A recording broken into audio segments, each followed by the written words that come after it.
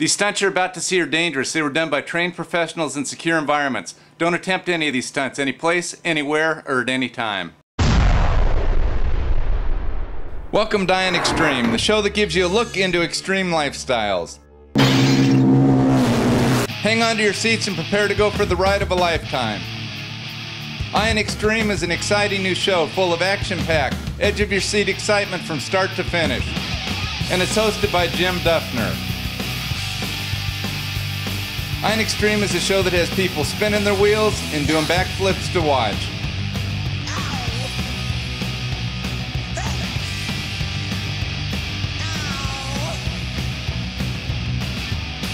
Welcome to Iron Extreme. My name's Jim Duffner and I'm going to be your host for the next 30 minutes. Iron Extreme is an exciting new show that takes you behind the scenes, up close and personal, into the lifestyles of the extreme.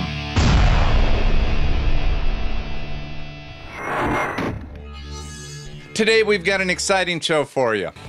We're going to head out to the saloon to see if we can't hook up with some high-flying action. But first we're going to take you up to Hollywood, California to hook up with one of Hollywood's top stuntmen, Mckay.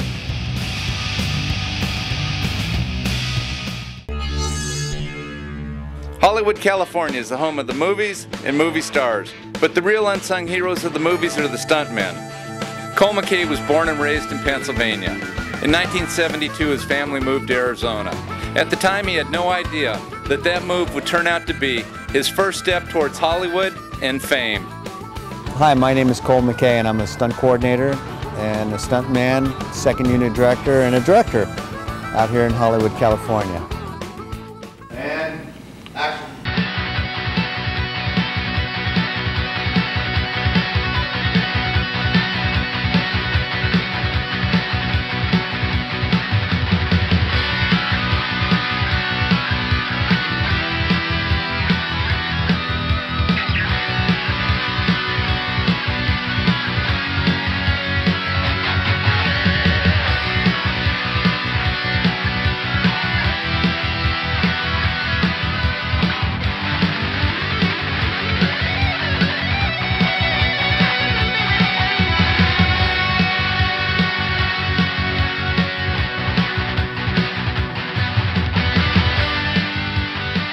Cole, when did you get started doing stunts? I went to work starting to do every kind of B-Western there is, from Filipino Westerns to Japanese Westerns to everything else. And I started about 1982 doing stunts, doing Western stunts.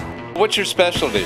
My specialty is cars, but although with my boxing background, it makes it kind of nice because you know, I've done a lot of films where, you know, martial arts, boxing, you know, any kind of the fights has been pretty handy. So, but everybody knows Mckay for cars. How many car stunts have you done? You know, I'm about 83 turnovers deep, and I don't know how many car jumps, probably 55 or 60. So next time you drive past a car dealership and you look into the car dealership and you see all those cars, I've crashed just about every kind of car, and I've probably crashed more cars that are in their parking lot. Cole, are you married? I'm married. I've been married for 30 years. My wife and I went to school together, and so she's been along in the business the whole time as I've been coming up through from the Westerns to the, you know, to the car turnovers, to the directing and everything like that. I think at first, you know, with the Westerns, that they weren't all that dangerous. You know, it was a lot of the bumps and bruises, and then I got into the cars, which they got a little more dangerous, and the fire burns, and you know, the descenders and the high falls, and all that stuff. So, but I think she pretty much knows, you know, it's like a race car driver, it's like a motocross rider. I mean, you go out, and it's a job that you do, and prospectively, any given time, you can get hurt, injured, maimed, killed. And in our business, we lose some stuntmen. You know, we've been averaging about 2 a year, it seems like. So, you know, I think she's pretty good with knowing that that I'm going to take all the precautions, but there's always that one chance there that something can happen. Do you have any kids? I got 2 boys. Are they going to get into stunts? Absolutely not. Absolutely not. My oldest son, who's 22, he just got hired on in Albuquerque as a fireman. He went put himself through paramedic school, and he's going to work for Albuquerque, Bernalino County as a paramedic fireman. My little one, hopefully he's going to be the baseball player. He better be, because we spend more time on the field than we do at home. What's your work schedule? People have to understand, you know, as stuntmen and actors and whatever, you know, we're here in Hollywood, and we may not work for a month, and then you get called, you know, the night before, and you're working for 6 months. So you really can't turn anything down. And this year in July, when we go to Cooperstown, I'm going to go see a bunch of 12-year-olds play baseball. That's what I'm looking forward to. Everybody talks about these big stunts and big car crashes and things like that. And you know what? Being a dad out on the baseball field, that's more exciting than turning the car over. How many films have you done? You know, I'm about 300 and some deep in the films. You know, a lot of the TV stuff. Again, like I said at the very beginning, you know, I'm working on Reno 911. I just played a terrorist on 24. I've been in probably 12 or 14 episodes of Texas Walker, Nash Bridges, you know, Don Johnson's beat me up, Chuck Norris has beat me up, Seagal's beat me up, you know. I mean, anybody who can beat me up has beat me up. So, you know, with the face that I have right now, you know, and has always been the bad guy. You know, I've doubled some, but pretty much usually played myself as a bad guy and gotten beat up, blown up, shot up, burn up. What goes through your head when you're getting ready to do a car stunt? Well, Jimmy said, what goes through your head when you're getting ready to do a car stunt? Usually the windshield. No, it's just joking. But, you know, the preparation time. You know, people say stuntmen are crazy and, you know, and loose cannons and all that. But you know what? There's a lot of time. I mean, I'll run into somebody who's going, oh, yeah, I could do that. You know, I was drinking and was on the way home from the bar and I turned my car over 4 times. A little bit different, because what I'll know is 2 or 3 weeks in advance that I'm going to do this car turnover. It's going to hurt. I'm going to turn this car over and it's going to hurt. Did I say it's going to hurt? I think I did say it's going to hurt. And so, you know, it's not one of those things where you're driving down the road and you swerve and your car turns over. I mean, you have to prepare for it mentally, physically. You have to be there the day. You have to have the cameras set. You have to hit the car at the right, you know, hit the jump ramp at the right speed. And then you know it's going to hurt. I did say it's going to hurt, didn't I? Yeah, I think I did. Anyway, so that's like, now I'm kind of scruffed up because I'm getting ready to do an episode of Reno 911 and I'm going to do a car jump on that. And you know, now I'm 2 weeks away before the car jump, preparing the ramps, you know, looking at the location, you know, talking to the stunt coordinator, figuring out whether your actors are going to stand, making sure that I'm going to give the director the right look that he's looking for, making sure the actors are going to be safe. So there's a lot that goes into the preparation other than just, you know, the day of the stuntman just putting on flip-flops and a pair of tennis shoes and strapping yourself in and jumping. It doesn't happen anymore. It's pretty unique. What's your most memorable stunt?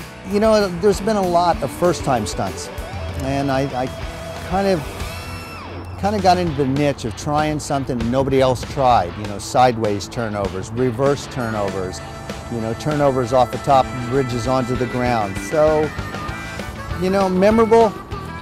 Well, I tell you what, I wish I could remember them. I did say they hurt, didn't I? I think I did.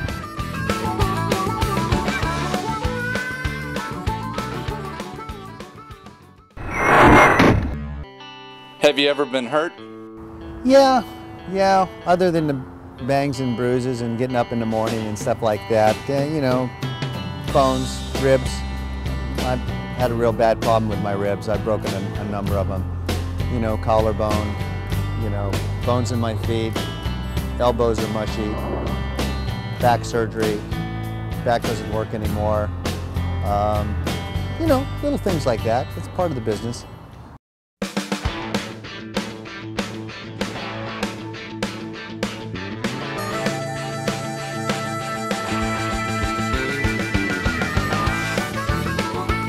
How do you prepare yourself for the hurt that you know is coming?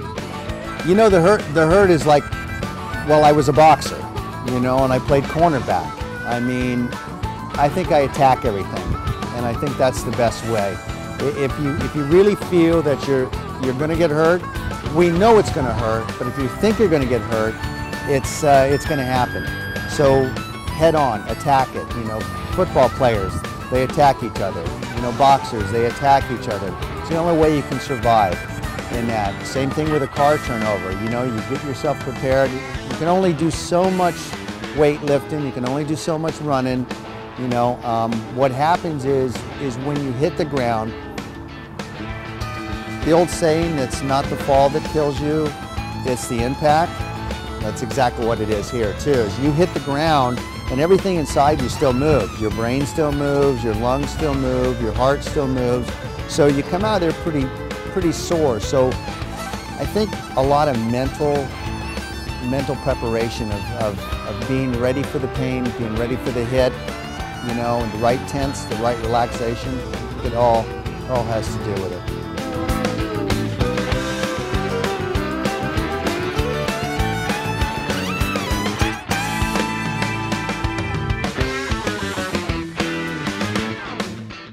Tell me all about the fireburn stunts. Fireburn, you know what? That's kind of a unique animal, I would say, is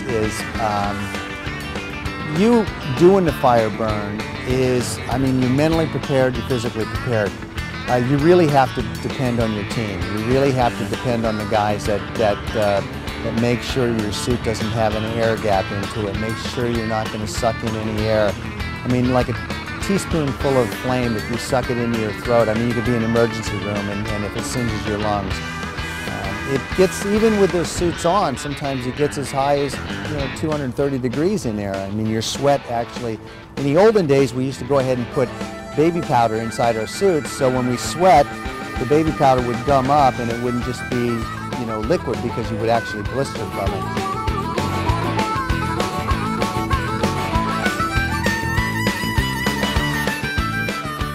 Cole, how does it feel being in a suit and being on fire?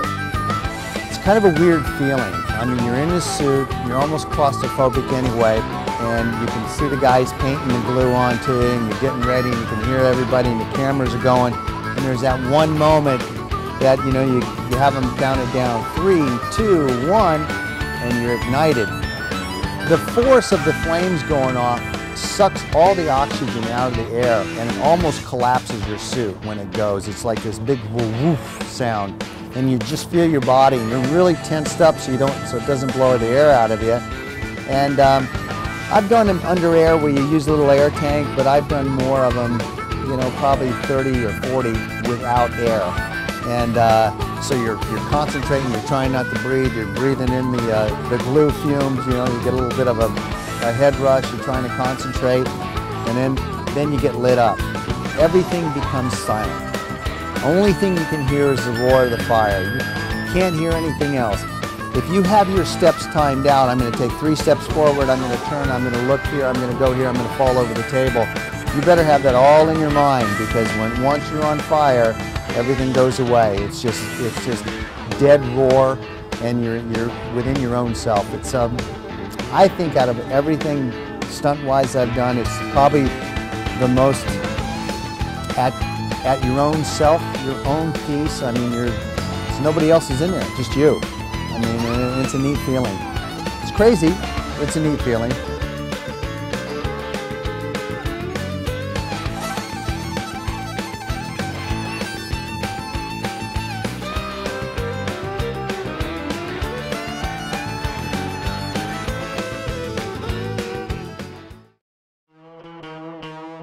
We lose a lot of stunt guys based on helicopters and high falls. Is probably where we've lost more stuntmen in the business.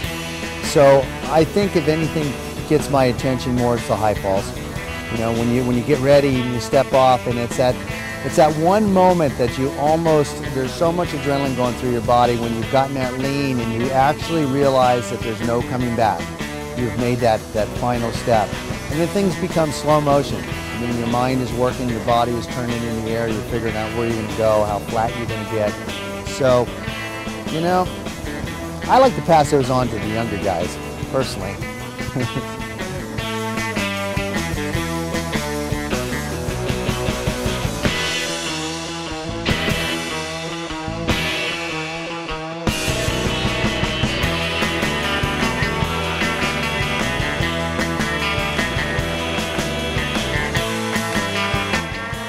What was your most difficult stunt or your most memorable?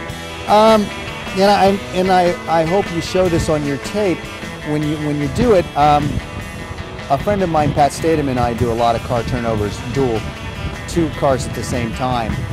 And I've turned over tractor and trailers, I've turned over armored cars and buses and 96,000-pound fire truck.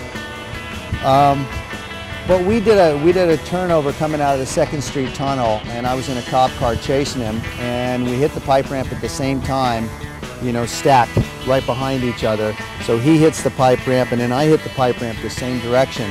And as we're flipping through the air through this big fireball, I end up landing on top of him and continuing another 5 or 6 rolls down the road. So I think that's some of my prettiest work, if that's what you want to call pretty. Tell me about your motorhome stunt. I pipe ramped this motorhome through this hay truck, and I'm doing about 70 mile an hour in it. And it flips up and it comes down and it lands on his nose, and you see it. As you see it in the tape, it just comes apart.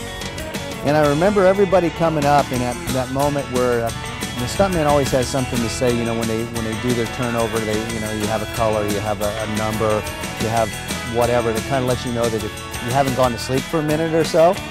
So I remember coming up and they would always used to get mad at me because I would say blue 11. That was my number. And the paramedics would always go, blue 11, you need to change it. I go, no, if I get knocked out, I won't remember it. So the guys come running in, and I'm laying in this thing, and there's absolutely nothing left.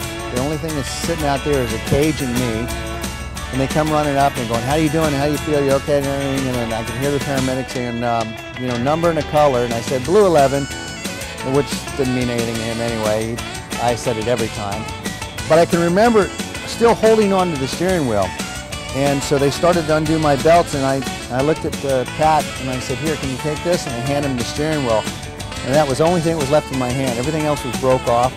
The whole column was gone, but I was still holding on to the steering wheel, white-knuckled, after this turnover. As you can see, it just comes apart, and there's just not much left to it. So it's absolutely crazy.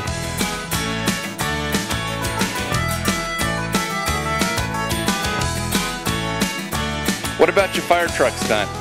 You actually pipe ramped a fire truck? You know what? I did a fire truck, and it was on a movie called Cyber Tracker with Don Wilson, and I was doubling Don Wilson and brought this fire truck up to about 55 mile an hour, and the pipe ramps that I had was like the Incredible Shrinking Woman. This pipe ramp was 40 feet long, 8.5 feet tall. It was the biggest thing I've ever seen in my life. When they unloaded it, I was like, are you sure you want me to do this? But we brought it down the hill at 55 mile an hour, and I slid the fire truck up the ramp and turned it over. So 96,000 pounds in midair, landing on its top. That was a big hit. It was a very big hit. What advice would you give to a younger person that wants to get into stunts? It takes a little bit longer to be known as a stuntman, unless you have a really unique stunt that you do. My advice to the younger guys is come to Hollywood, be prepared. Be prepared to work hard and work hard at your craft. Stay in shape, and a lot of guys don't want to act in front of the camera. Stunt guys, I don't know how many times that the jobs that I've gotten is because I can also do dialogue. I can also do the stunt. So, the production company is looking for a guy that's able to do 2 or 3 pieces of dialogue and actually do the stunt. So I would suggest anybody that comes to Hollywood, take some acting lessons. Take some acting lessons and try to move yourself on other than the physical stunts. There's a lot more excitement to come, so don't go anywhere.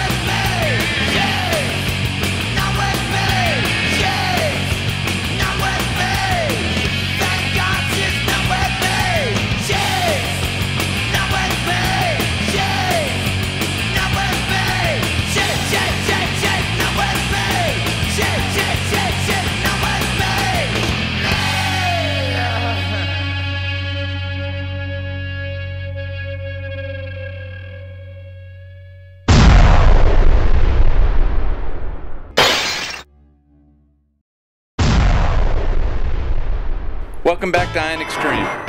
Talk about stunts, I can do stunts. Yo, they don't call me Hollywood Jim for nothing. I've been there, I've done that, I can do it all, yeah!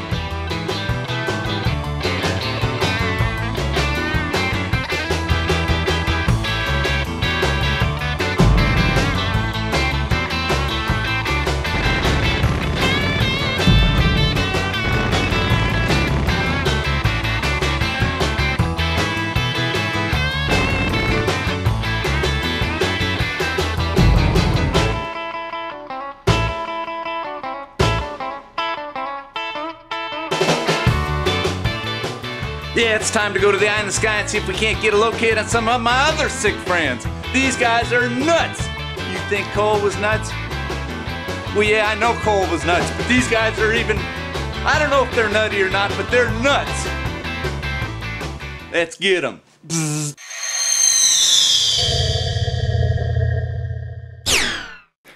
The good news is we hooked up with my boys at the saloon, but the bad news is we've run out of time for this show, so we're going to have them on the next show. So until then, remember, Iron Extreme is the show that keeps its eye on the extreme. Our next show is going to be an exciting one. We're going to journey out to the set of Reno 9/11 with Cole Mckay, and we're going to hook up with my boys out at the saloon.